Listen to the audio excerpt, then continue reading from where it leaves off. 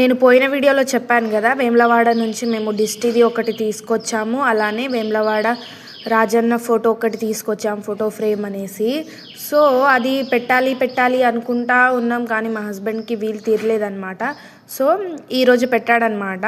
చూడండి ఎంత బాగుందో. దానిపైనే సూర్యుడి అదే ముఖము, ఇంకా కొబ్బరికాయ, మళ్ళీ అదే దిష్టిది చక్రము అవన్నీ దానిపైనే వచ్చేసిందనమాట. అండ్ ఇది ఫోటో కూడా పెట్టేస్తున్నాం అనమాట. అది రియల్ ఫోటో అనమాట.